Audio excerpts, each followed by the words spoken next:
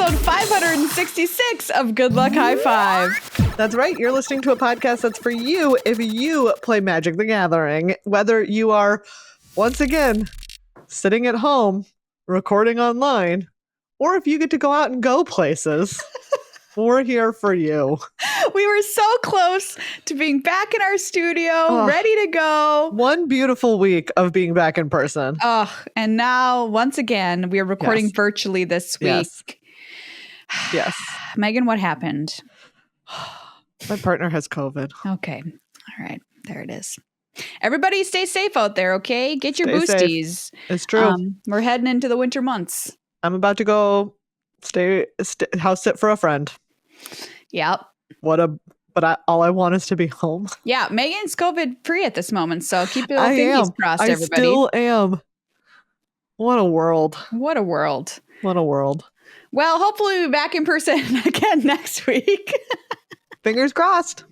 But until that time, I'm one of your hosts, Maria. I'm another one of your hosts, Meghan.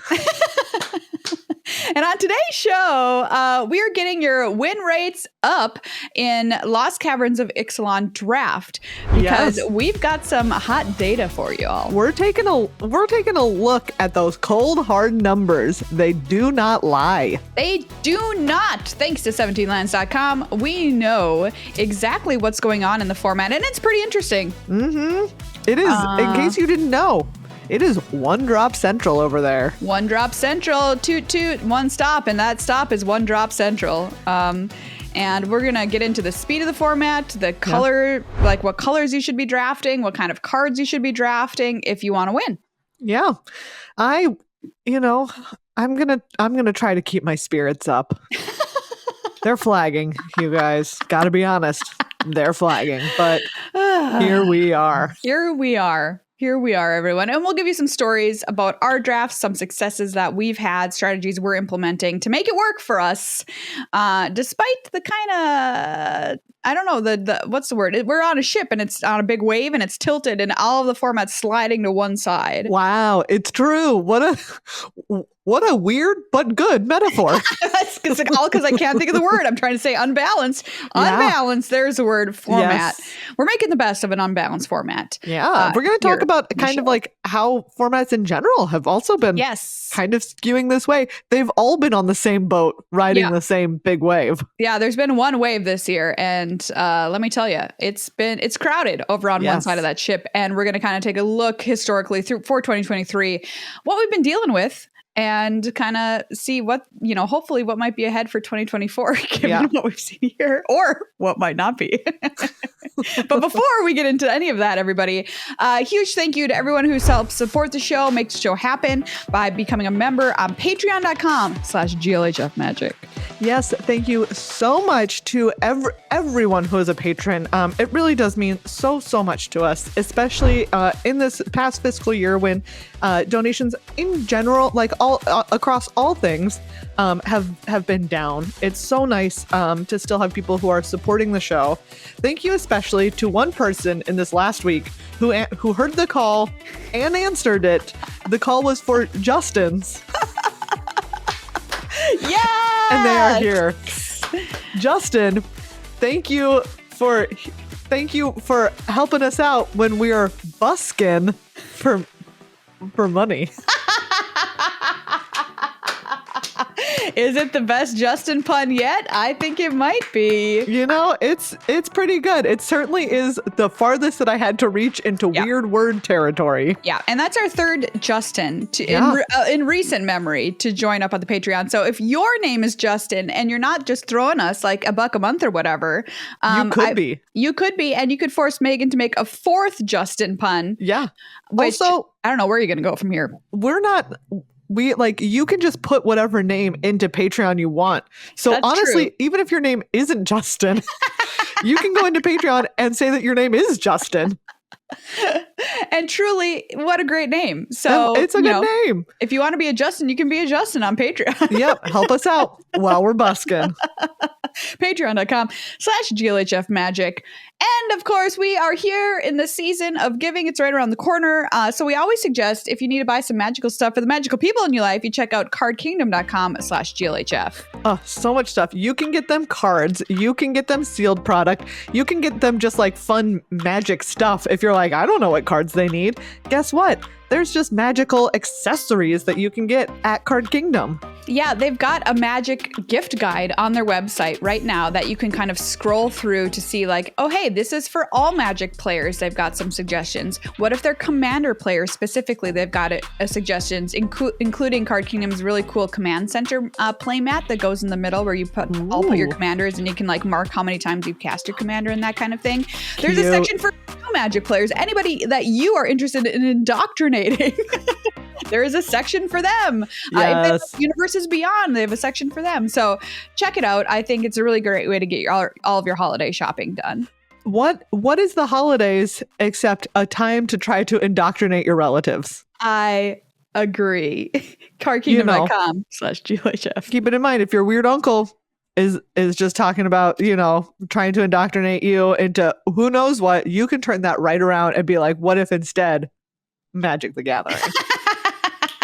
I like that strategy. Yeah, I'm just saying. Yeah, because then if your weird uncle becomes a Magic player, there is a chance that your weird uncle starts to listen to our podcast. And once you listen to our podcast, well, I mean, you're indoctrinated as you can possibly be. Yes. So. We are peak indoctrination. My cat Lear just jumped up to join us for the episode here. Hi, buddy. We'll see how long he sticks around. And since you're recording from home, there might be a Molly sighting. Oh, we'll see. She was meowing on a meeting earlier. You were there. Yeah, it was very cute. Also, Maria, we have not had a X-Files update. Oh, yes. In a long time because I was not watching it while I was in Rhode Island. But now that I'm back, I have been watching X-Files. Excellent. And I have to say that in addition to, we already talked about the excellent season 3 episode, Clyde Bruckman's Final Repose. Yes. So good. But I have now also been able to see Jose Chung's From Outer Space. Oh, so good. Also so good. So good. It was just so good. I love when they're funny. Yeah, their funny episodes are like the best funny episodes. They're so good. And that one has the delightful, like, Scully is telling the story and for some reason doesn't want to swear. And so it's all of like the FBI guys walking into offices being like, what the bleepity bleep? Oh, it's just classic. It's just so well done. What number are you? Season number? So I'm currently in season 4. I did also the episode. We don't need to talk about it. I need to forget that I watched it. We watched Home. Oh yeah. Mm-hmm.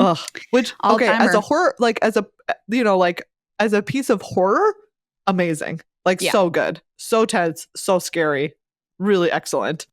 Like as a thing that I saw. Would like to forget it.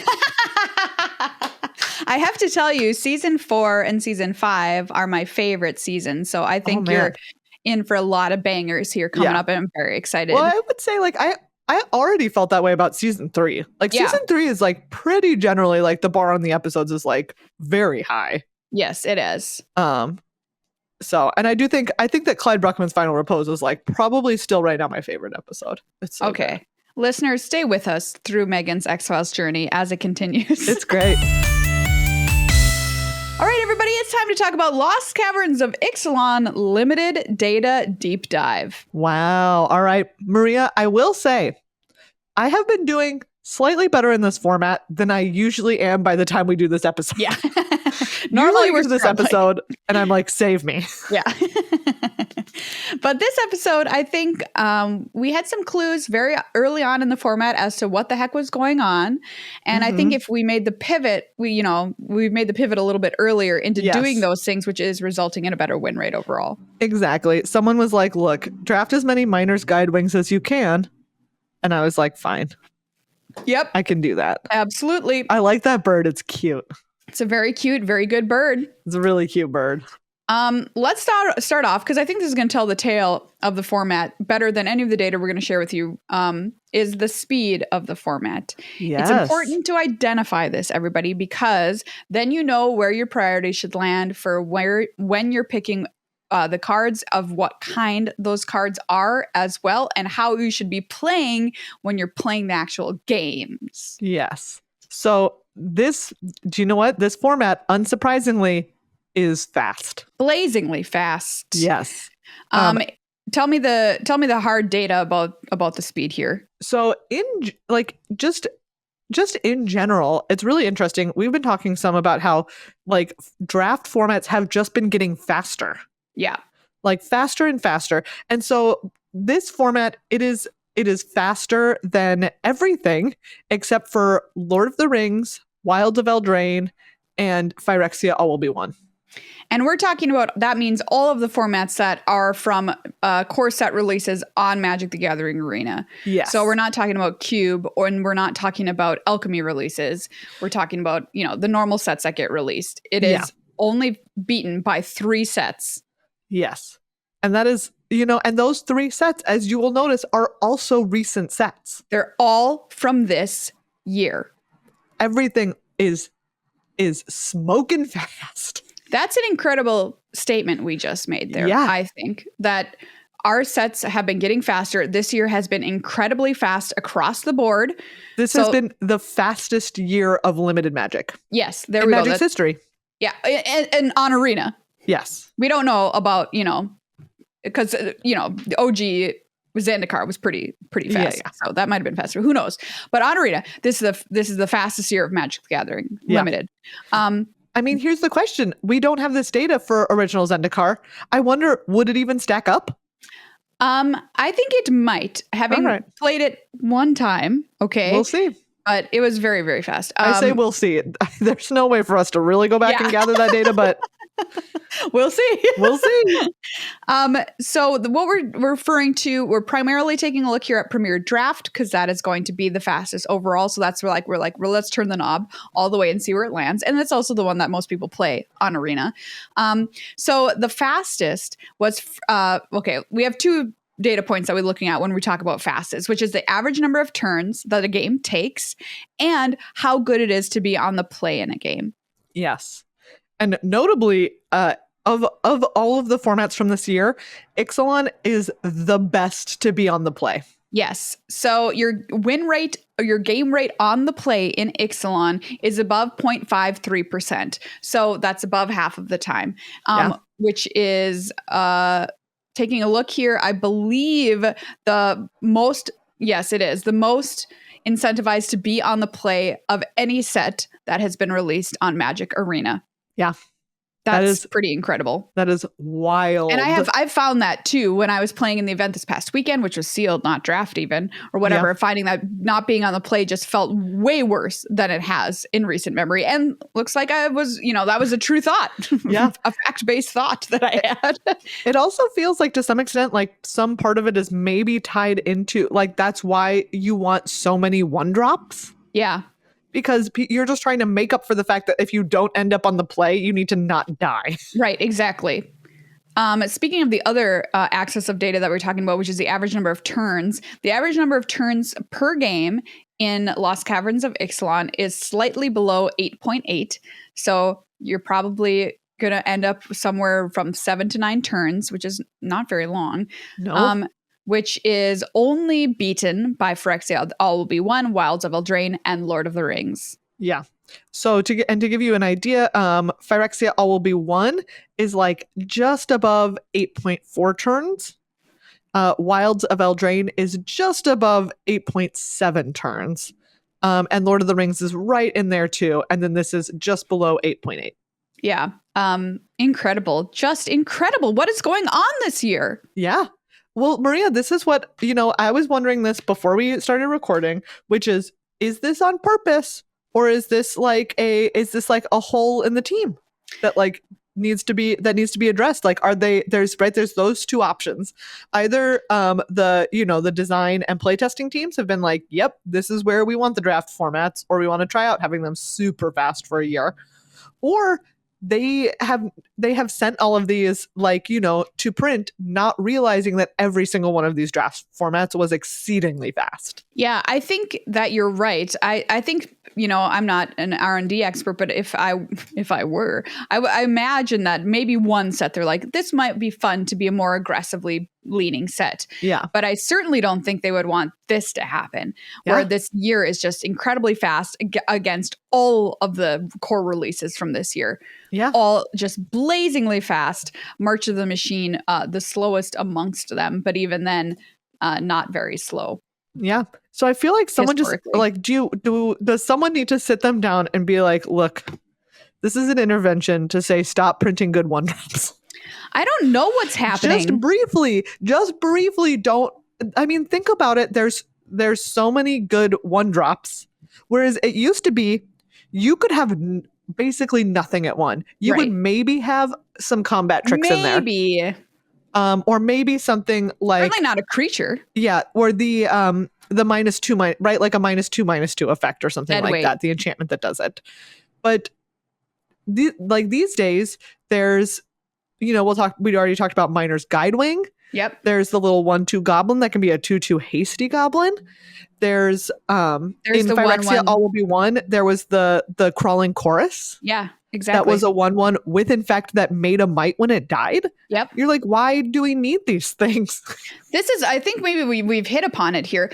Do you think the lone presence of one drops that do something else is just impossible, and we just can't have nice things because they'll ruin a format? I don't know that, right? It's not that we can't have nice things, but I feel like this is something that has crept into basically every format. And I wish that there would be a time when they were like stopping and thinking like, hey, can we have a break from this? Can we have a format where there's not excellent freaking one drops? It's interesting too, because if I was designing this format, I'd be like, well, you're out of your mind, right? Like, we have enormous dinosaurs, some of which have reach at common. We have a 4/5 with reach at common. Like, you know, I'd be like, that's got to be good enough. Like, that's just one data point, but like, give me a break. No. But it's just not good enough. Do you know what? You spend 4 mana casting Colossadactyl or whatever. Yeah. And it's like, okay, for 2 mana, I can bounce it. Yeah. And like, if I played a creature on 1, 2, and 3, which in this format is exceedingly likely. Yep. Then like, you've played something, maybe we've traded, I still have 2 attackers, and you like take 1 full turn to play this Colossadactyl, and I just bounce it and attack with all my things again. You're in so much trouble. Absolutely. So yeah, I don't know what's going on. I think they need to have a come to whatever god that they have over there in our deep, because a come to Ulamog moment. This is they can't keep this up. For people are just gonna like not be into it. There's negative opinions about this format already. I'm mad about it, and I like playing aggressive decks. Yes, you do. I cannot say that about myself. Yeah. But you can say that about you, and I can say that about you. And even you are like, wait a second. It's just too much. That said, like last week I was talking about how much I like the format. For some reason, I do still like the format. Yeah. What I think I mean is I like all of the stuff that the cards can do in this format. Yeah. I really like craft. I think Discover is awesome. I think being on the caves is very cool. I like map tokens a lot. All of this stuff is really, really interesting to be dealing with during a game. The problem is that the game's too friggin' fast, and and you can do it across a couple of different color pairs, which we'll get into. So it's not just one deck that we're worried about doing that in the format. So we're just slanting. You've got to get those one drops in, and that hurts. Like when everything else is so cool. Craft is so cool.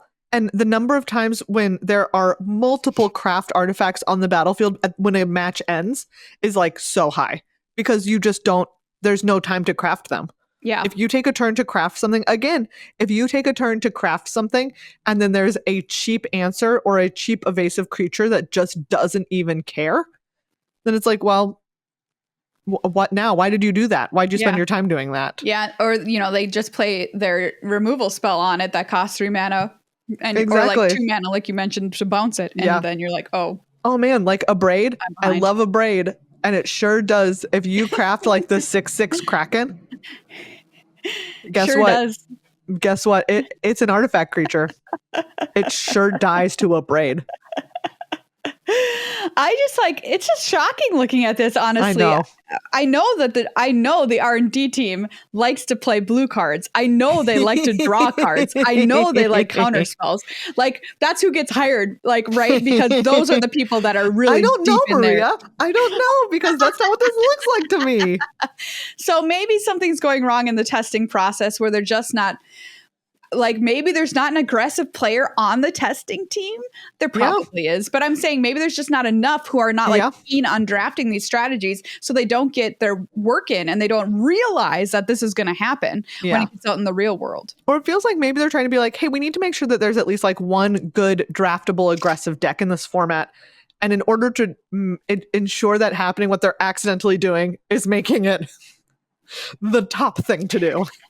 It's just like, oh, it's too bad because I like everything else about this format. Yeah. And it's not like I'm going to like not play it as much either, because I will, because I just really like all the stuff. So I don't know if that makes me a glutton for punishment or what, but here I am. Yum, yum, yum. More punishment. Get me a TikTok account. Wow. Oh, God. That was upsetting, but okay. So that's one thing we're thinking about. Speed. It is blazingly fast, everybody. You need 1-drops. My first 7-win deck in Premier Draft had 9 1-drops in it. If that gives you any idea. My goodness. So I mean, I'm drafting more 1-drops than I ever have in my life. My most recent 7-win deck like had let me take a quick look at it real fast over here. Had, let's see, where is it? Okay, sorry. Only had 3 1-drops, and I will tell you that I played those 3 and I was like, oh, this does not feel like enough. Yeah, mine had 9, and I should have said this too, my curve stopped at 4. Yes, my curve also stopped at 4. Yep. So there you go, everybody. That's what you got to do if you want to get the dubs in this format. Let's talk about color, because this does play into it too. You can't just draft small creatures in every color. So let's take a look at the 10 best commons. Okay, so this is the best commons to pick in the game based on game in hand win rate, which means the likelihood if you have them in your hand during the game that you're going to win the game. So number 1 best common. Anybody have a guess? It's one we've talked about a number of times on this show. Sure is. Oltec Cloud Guard. Which is surprising because it is a 4-mana creature. Yeah, it is 4 mana. That's the top of your curve right there. Yes, but it is a 4-mana 3/2 flyer that also makes a 1/1. Yeah, I'm playing that card all day. Oh yeah. It's incredible. We all are. It's incredible. It makes, by the way, the 1/1 is an artifact, which is also very important. Yes, very important. So just a little craft boy. Just a little craft boy. Number 2 is in blue, Waterwind Scout. That's our 2/2 flyer that makes a map token. So good. Again, so good. Map tokens, incredible. I do love map tokens. I feel like that's part of why I'm still right now enjoying this format. It's because I love me I love to explore, and I love me a map token. Remember last week I asked you, what do you like better, maps or explore? And you're like, I have to think about it. What do you think this week? Maps. Yeah, I love maps. Maps, they're so good. Maps are great. So good. Coming in at number 3, we're going back to white for the card we've mentioned today, Miner's Guidewing. We've talked about it so much because it is a card worth talking about. This is our 1/1 flying vigilance. When it dies, another creature, target creature you control explores. So good. Really good. Like if someone plays this on turn 1, you're just like, oh, GG. Wolf. And if you played on turn 1, you're like, well, this game's locked. Yeah, can't lose. Literally can't lose. I have felt that way playing a Miner's Guidewing on turn 1, and I'm like, this game's over. Absolutely. That's an absurd thought to have, but I do have that thought. Yes, absolutely I do. And do you know what? Most of the time, I'm right. Yep. Yeah, you are. The fact that this thing lets another creature you control explore is just devastating. If it was just a 1/1 flyer, it would still be good and we would still play it in this format. But the explore onto something else just makes you want to die because it's going to explore on another friggin' Miner's Guideway. Exactly. You don't even want to. You don't want it to die. You don't want it to live. You don't want it to die. What are you supposed to do? Okay, coming up next is Cogwork Wrestler. This is just... If another you one told drop. me this, we're back to blue. We've done white and blue so far. Back to blue. Another Single one blue. drop. Cogwork Wrestler. This is the 1/2 flash. When it enters the battlefield, target creature an opponent controls gets -2/-0 until end of turn. Another artifact, very notably. Another little craft boy. Yep. He comes in. He do him job. How are you supposed to attack in this format when you know your opponent has this? It makes it very difficult based on the toughness of creatures in this set. You have to attack because if you're not attacking, you're losing. Exactly. Which is also very true. But also sometimes you attack into a Cogwork Wrestler. Or sometimes your opponent attacks and you're like, oh, this is great. Yeah. What a great day. This card is so good. I've said it in the past. I'm like, sometimes these effects aren't great in certain limited formats. It's great in this format. Sure. It is great. It is so great that it is the 4th best common. Coming in at number 5. Also, this is not always the best effect, but it is in this set. Petrify. Yes, this is the pacifism. It's 1 and a white. Enchant a creature. It can't attack, block, or activate its abilities. I think the point of this being so great in this set is that it's so cheap. It's number so 1. cheap. And number 2, activated abilities is important to shut down in this set too. Yeah. On creatures, there's a lot of ones with little interesting activated abilities, so... Ideally, I feel like with this card, the part of its like key piece of being so good is that it's a 2-drop, because ideally you're going like, gosh, this format, 1-drop, 2-drop, turn 3, a 1-drop and a petrify. Sure. Yeah, absolutely. It'll take down whatever is in your way. Like that's what you want. Coming in at number 6, we've got Oaken Siren. This is everything you want as well. It's cheap. It's blue. It's a bird. It has vigilance to wear its freaking pirate hat. Yes. It taps for blue to cast or activate abilities of artifacts. It's absurd. This card is also so good. My opponents play this card, and like you said, I'm like, oh, I can't win. I play this card and I'm like, good game. I mean, how do you attack through this card? You cannot. That's the most absurd statement I've ever said. But I played against this card wearing a pirate hat and I just wanted to throw my computer into the sea. Yeah, that sounds right. Oh, brother. Number 7, Inverted Iceberg. Yeah. This one's a little surprising. This is the 1 in a blue for an artifact. You mill a card, draw a card. And then for 4 blue, craft with artifact, it becomes a 6/6. This is the one thing that sometimes I try to craft. I will craft. Yeah. Because if it sticks, it's like so good. Yeah, of course. It's an amazing body for 1 in a blue initial investment cost. Wow. Stop objectifying it like that. It's more than a body, Maria. It's an iceberg. That iceberg also is a true killer. That one took down the Titanic. I don't know if you know, but that was the one. This is the iceberg that took down the Titanic. Yeah, that was the one. So great work. Nice. Great mind. Anyway, we're finally going to talk about a card that's neither blue nor white. Finally. In Itali's favor. Coming in at number 8. This is 2 in a red enchantment. Enchant creature you control. When Itali's favor enters the battlefield, discover 3. Enchanted creature is 1/1/1 and trample. You know what? I am surprised. I have never seen this card in my life. Oh, I've seen it a number of times. What's actually surprising to me about this is that this is higher than the blue one that turns an artifact into a 5/4 or whatever it is. That's uncommon. Oh, that's uncommon. Okay, that's why. Yeah. So Itali's favorite. That's how I think of this card, is like that uncommon, but at common, because you play it, you discover 3, which is great. Just like when that blue one dies, you discover as well.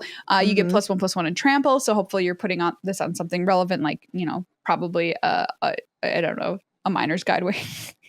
And it's probably a Miner's Guideway. You always have the possibility of getting blown out, but the removal we mentioned as being good in this set is Petrify, which is sorcery speed. Yeah. So I think that it's just less likely to happen in the colors that are good in this set, which are white and blue. So anyway, Itali's favor, number 8. Pretty nice. Next up is our first green card, which is Pathfinding Axejaw. This is 3 and a green for a 4/3. When it ETBs, it explores. What a good card. You know, he's so cute. We already talked about him. This dinosaur has a job. He does. He has like cute little lights on his head and his tum-tum. Exactly. It's a strong card. Strong. If it hits a non-land, it's just as kind of feels slightly unbeatable. Yeah. 5/4 for 4 is pretty big time. That's what we call a 4-turn clock. Like, yeah. Anyway, that's a big boy. That's a big boy. I am still as long as you have played something on 1, 2, and 3 before this, great. Yes. It can't be. Yes. You cannot have started at 3 and then played this on 4. No. That is not a recipe for success. That's not happening. Finally, rounding out our top 10, back to red with Goblin Tomb Raider. Back to 1-drops with Goblin Tomb Raider. Yeah.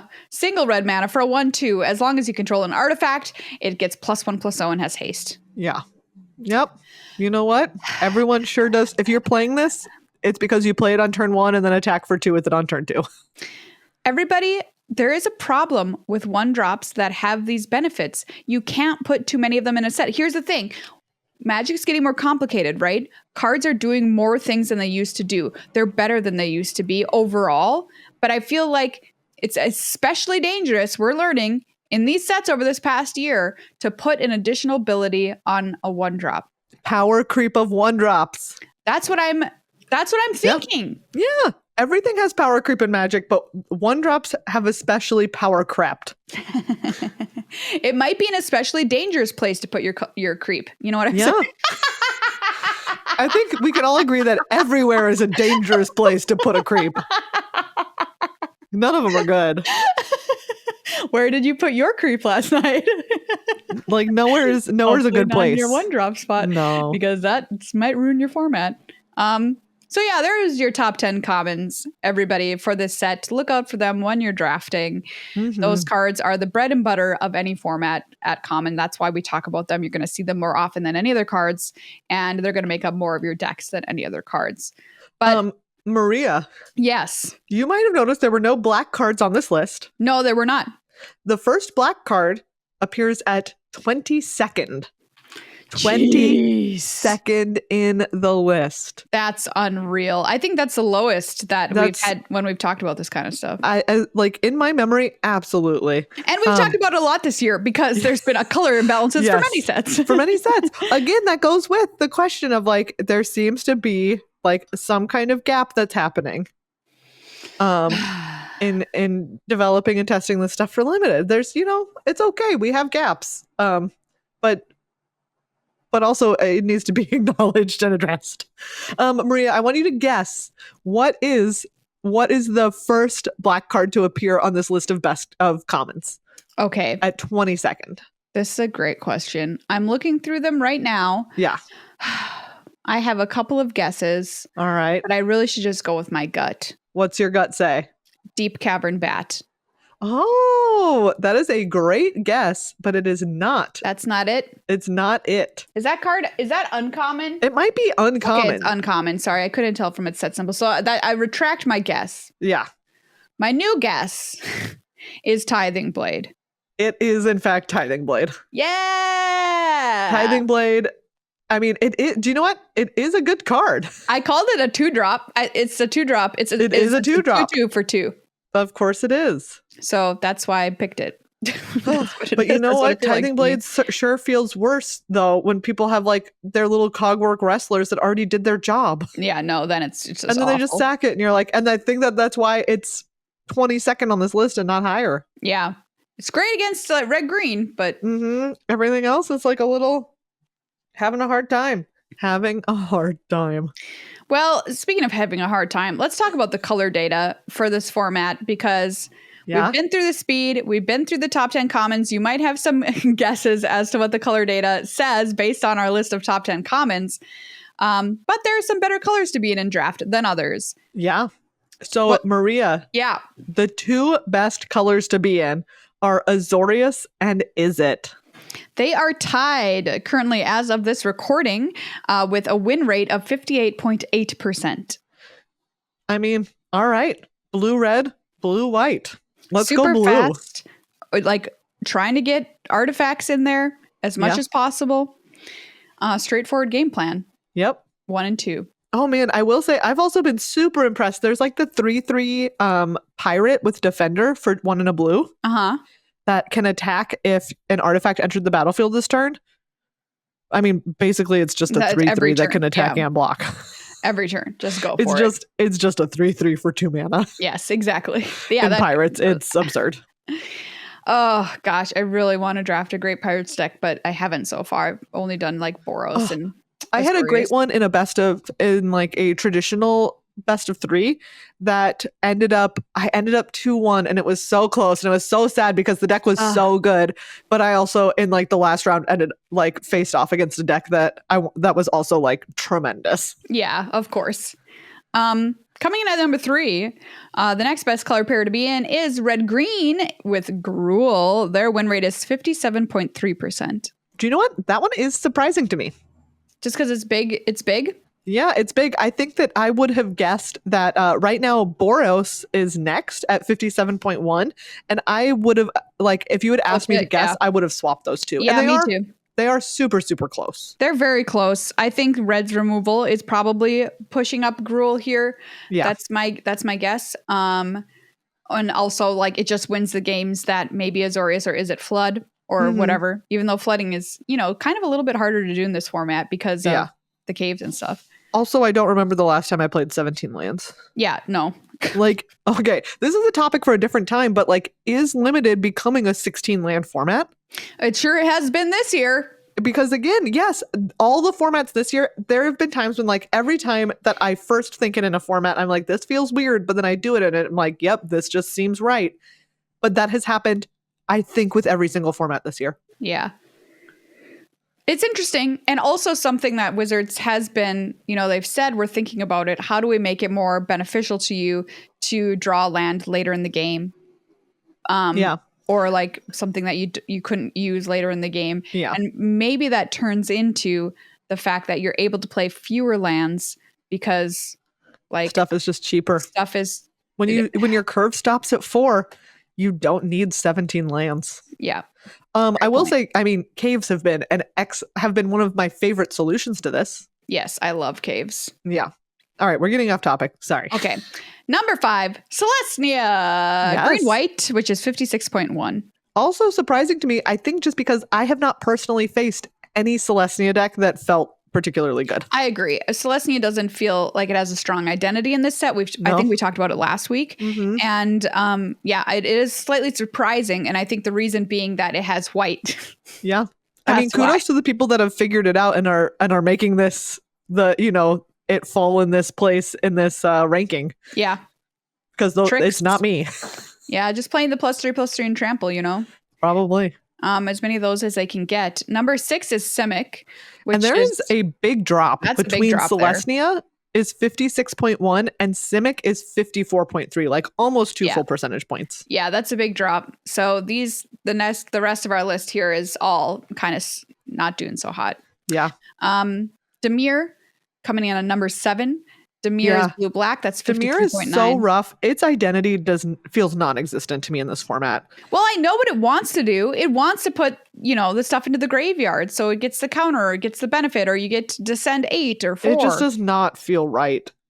There's like something about it. Like I literally the other day I was drafting and it seemed like in pack 1, I ended up being almost mono blue in pack 1 because it felt like I was in a seat that was supposed to be Dimir. And I was like, literally, if I go into Dimir, I don't even know what I'm supposed to do with this. Because you just didn't. Because its identity just feels so underwhelming to me.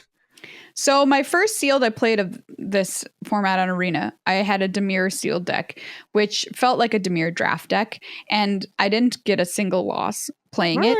So I do know that it is possible. However, I will say that like, number 1, it was early in the format. But number 2, you have to have the pieces come together. It's one of those decks where it's like, do you have the payoff? Do you have the enabler? Do you have a late game? Are you able to survive into the late game to get your enablers online? Whereas a color pair like Azorius or that is not the case. You don't have to do a backflip to draft those decks. You just have to play a 1-drop. Do a backflip. Yeah. That's what it feels like sometimes. Golgari, the same, right? It's like, it's just underwhelming. 53.8% for black green. I think the fungus not being able to block is a huge problem. Why? I don't know. Like, why can't that fungus block? It's weird because the gnomes can do everything, and the other color pairs and their artifacts. They're excellent. The gnomes, best working little boys out there. The gnomes, A+ work on the gnomes. A+. I just don't know why the decision was made that the fungus can't block. Is it because other funguses in previous sets couldn't block? No. Name me a fungus that can't block. Right, from Strixhaven. Those fungi couldn't block, could they? No, I think that they could. Were they 1/1s? Were they 0/1s? Okay, Megan's looking it up. Let's get the history of fungus in Magic the Gathering. Okay, hold on. I'm going to go to Strixhaven. Yep. I'm going to look through Strixhaven stuff. But again, that just feels to me like a place where it's like, it felt like someone in testing had to have been like, oh, this is too strong. Yes. If you make this fungus and it's able to both attack and block, that's too strong. But that was obviously an incorrect conclusion. I agree. Because this color specifically that has them is struggling so hard. Yeah. Golgari's having a real rough day of it. As you look up the data, I'll round out our list with the final two. Number 9 is Orzhov. That's white-black, coming in at 53.4%. And Rakdos comes in at number 10. This is the worst. That's black-red. And that is 52.8%, which is a far, far cry from up at our top of the list with Azorius and Izzet, which are ruling the day at 58.8. So poor Rakdos. Okay, so they were... Also, in Strixhaven, it's not what we're thinking of because those were the pests. Oh, the pests. Okay. And the pests could block. And the pests, you gained a life when they died. What about Slimefoot's babies? Were those funguses? Slimefoot's babies can block. What the heck? I know. All right. Well, these are the first magic fungi that I can recall. That also makes sapperlings. Maybe they were just, I guess, to be fair, fungus tokens are less common than we think that they are. Okay. And so maybe they were just trying to give it like an identity. So that's my best guess, right? Is that they were like, oh, hey, other times it's made sapperlings. Those are their own thing. Sure, and they don't want it. They want and it. So to we want them to make sure else. that they're not sapperlings and they're not pests. How are they different? Okay. Well, okay, they can't block. But I thought they were pests. So. I don't know. That's why. That's what we landed on. Yeah. So there is clearly an issue here as far as color is concerned. Blue is the best color of the set, but it is aggressive blue, which is a little bit interesting. Yeah. So wild. These are the colors you want to be in. Azorius, Izzet, or Gruul, or Boros, with Selesnya a distant 5th. And then the rest you kind of want to avoid if you have the option to. That being said, if there's a fight at your table for these top colors, you don't want to be in them because your deck will just be trash. So I don't know what to tell you because you're not playing in pod, right? So good luck, Buttercup, out there in the arena. Should we go over really quickly just the best commons in each color? Yeah, let's do it. All right. So in white, we've already talked about most of these. We have Ultec Cloud Guard, Miner's Guidewing, and Petrify at the top. And then Tinker's Tote and Deconstruction Hammer round out that list. Yeah, I think Tinker's Tote is fabulous. It does everything that you want it to do. Making yourself some gnomes, their artifacts. It's an artifact, blah, blah, blah. Yep. Deconstruction Hammer, I'm always sad to see on the other side of the battlefield from me because they're just going to blow up my awesome craft artifact. I know. Deconstruction Hammer is quite good. I really like it. In blue, sorry, were you going to say another thing? No. In blue, we already talked about the top 4: Waterwind Scout, Cogwork Wrestler, Oaken Siren, Inverted Iceberg. Number 5 is Unlucky Drop. Do you know what? That is also surprising to me because it is 4 mana. I have felt like when I have had it in my deck, it is too expensive. I agree.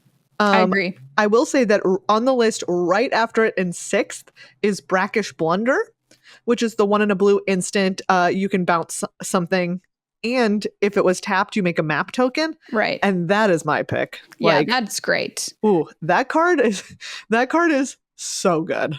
Unlucky Drop is a very, very tricky card to everybody in drafting. You can't just put it in any deck and expect it to do anything. The only time it's going to be good is if you're going 1, 1, 2, 3, 3, 2, 1, Unlucky Drop. Yeah. You need to put a bunch of cards out there and then Unlucky Drop their big blocker. In black, let's look at what's going on down in the color, which must not be named. Yes. Tithing Blade, which we talked about, I guess. Fanatical Offering is coming in second, which is a good combat trick. And you they know try what? and kill something, you draw cards. And you know what? I will say that this is, again, the best iteration of this spell that we've ever had. Yeah. It is 1 in a black. You sacrifice an artifact or creature, draw 2 cards, and that's usually where it stops. But this time you also create a map token. Absolutely. Those are all things I want this card to do. It's so good. And black's, kind of one of the other sub themes of sacrifice, which we've talked about, just not working in this set. And this wants to be in that deck and, whatever. I can't believe this one is 3rd, but it's because it's 3 mana. Join the Dead. This is an incredible removal spell. -5/-5. If you have Descend 4, it's -10/-10. You look at this card, and if I tell you, I'm like, hey, Maria, this card is not even in the top 20 best commons of a format. I don't know if I would be able to believe you if you told me that when this came out. Aren't you just flummoxed? I would be like, I think my conclusion would have been, is it because dinosaurs are so good and -5/-5 is not enough to kill them? That's what I would guess. Nope, that is not the answer. The answer is that everything that you want to kill costs 1 and 2 mana. And if you're spending 3 mana to do that, you feel like the biggest loser that's ever happened. Right. You are spending more mana on, it's a bad deal. There's so many times you look at it in hand, or if someone joined the Dead's your Miner's Guide Wing and you're like, how do you feel about that, my friend? Oh, awful. It's like this card is buying something that the store marked up 50%. And they're like, when they sell it to you. That's what this card is like. Another chance is after that, getting your creatures back from the graveyard, 2 in a black. 2 cards from your graveyard to your hand. Okay. Pretty slow. And then Deathcap Marionette. This is the 1 in a black for a 1/1 Death Touch that mills 2 cards when it enters the battlefield. Do you know what? There are formats when this card would have been stellar. It's not. It's bad. It's like in any other dinosaur format, I want 1 million of this guy. I mean... You want none of this. You want none black. Is the truth. Yeah, the problem is that you say you want none black. It's just so... everyone else... Why are you casting a 1/1 for 2 mana that can only stay on the ground when your opponent is casting 1/1s with Flying and Vigilance for 1 mana or hasty 2/2s for 1 mana? No. It's not a good deal. Don't take that deal. Bad deal. In red, we've mentioned Atali's Favor and Goblin Tomb Raider, which are at the top of the list. Coming in 3rd, no surprise here, is Abrade. Oh, beautiful. A beautiful removal spell. Especially in this format. Mm-hmm. Plundering Pirate. Oh, so nice. We love that treasure. Give me that treasure. We love a treasure. And finally, Volatile Wanderglyph. I love this card. I don't think have I cast this card? Oh, you should. It's nice. This is 1 in a red for a 2/2. When it becomes tapped, you may discard a card. If you do, draw a card. I was thinking it was that weird 3/5. Okay, no, nope. It's the 2/2. Yeah, this is a great card. It's the 2/2. It's nice. And finally in green, how's green looking? As we know, not super great, but it's got some highlights like Pathfinder, Axe Jaw. Great. We already talked about it. Staggering Size. We already talked about this one as well. A removal spell in Huatli's Final Strike. Kind of expensive, but it will kill their thing and not your thing. Yep. Poison Dart Frog. Of course, it's a 1 in a green 1/1 with Reach. Yes, very important. That is its biggest ability. Do you think if this was a 1/2 with reach. Oh, this card, if this card was a 1/2 with reach for 1 and a green, it would be nuts. How much would green go up the scale of color so far. That one change. If you made this 2 toughness, oh my goodness. I think we're talking about a different metagame. Absolutely. Cavern Stomper is in at number 5 for green. I don't even know who this is. If you're going to do the big thing, I guess you play a Cavern Stomper. Oh yeah, that's true. Okay, do you know what? This is a 6 mana 7/7 that when it enters the battlefield, scry 2. Yeah. So if you can get there, if you're still alive, it's great because, you know. And it is 5th on the list. It's number 5. Good job. Wow. What Rough a format, stuff. Maria. Rough what stuff. A format.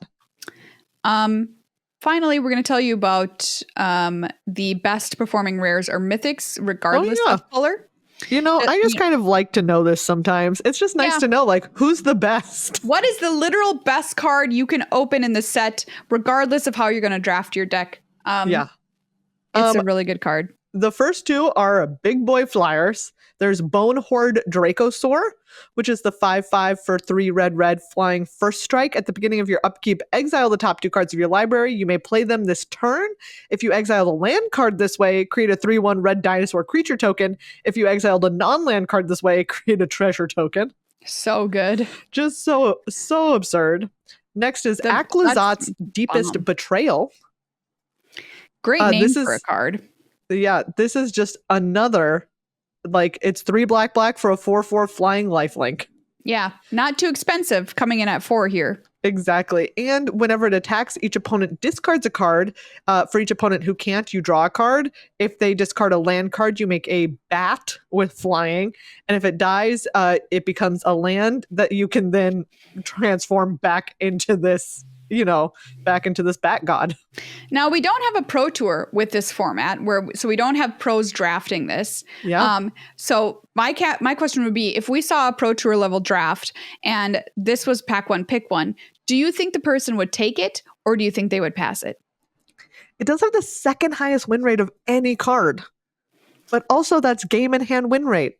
So like what about all and I will say, okay, Maria, actually, here's a personal anecdote, is that I did draft a black-white deck because I opened this card. Yeah. And you know what? Every game that I didn't draw this card, I sure did lose. Yeah, absolutely. So I think the pros might pass it. Yeah. Interesting and sad. I like to play with my sweet rares I open. Yeah. Coming in at number 3, Palini's Hatcher. Oh, I got wrecked by this. This card's very good. 3 red-green for a 5/3 dinosaur. Other dinosaurs have haste. When it enters the battlefield, you make 2/0/1 dino eggs. At the beginning of combat on your turn, if you control 1 or more eggs, you turn an egg into a 3/3 green dino, which then has haste. Absolutely absurd. You had a unstable glyph bridge. Is this the one that you were mad about in white? Oh no, this is not it. The one that I was mad about was even farther down. Oh, okay. That's only because this card has never been cast against me. I had this in a sealed, which was very fun. This is 3 white for a rare artifact. When it enters the battlefield, for each player, choose a creature with power 2 or less they control, then destroy all creatures except creatures chosen this way. And then you can craft it with an artifact for 5 to turn it into the most annoying creature that exists in the game of Magic Gathering. 5/3 flyer. Whenever an opponent casts a spell during their turn, they can't attack you or planeswalkers you control this turn. Each opponent who attacked you or a planeswalker you control this turn can't cast spells, so you got to choose. You can attack, you want to cast spells. It's so annoying. I hate it. Deeply annoying. And then finally is Kitesail Larcenist. Talk about deeply annoying. This is 2 and a blue for a 2/3 flying ward 1. Steal your girl. Yep. When it enters the battlefield, for each player, choose up to 1 other target artifact or creature that player controls.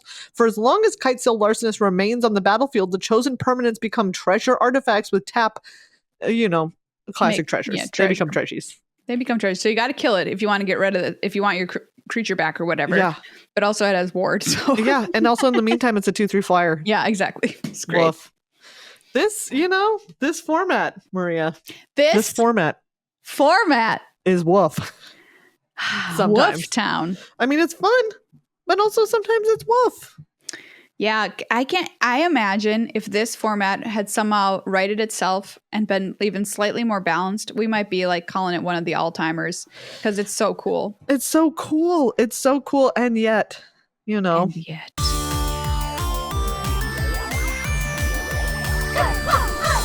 Well, everybody, that's this episode of Good Luck High Five. Thank you for hanging out with us, and hopefully we'll help your win rate on Arena. Yeah. Hopefully you're able to draft one of these 9-1 drop decks or something. It's truly a fun time when you get to win and smash face, but tell us what you think of this format down in the comments. We would love to know. And if you want to see the draft decks that we talk about on the show, or the ones that we're just drafting in our spare time and not talking about, if you become a patron, we put them in the Discord. Absolutely. And our other patrons in our Discord put up pictures of their winning draft decks too, which I think is really fun. You can also ask people for help if you're like, hey, what do you think of this build? All that kind of stuff. Our community is really, really great in our Discord, and you get access to it by becoming a patron at patreon.com/GLHF. Get a special shout out for yourself next episode for the start of December if you get whether your name is Justin or if you just want to call yourself Justin for the heck of it.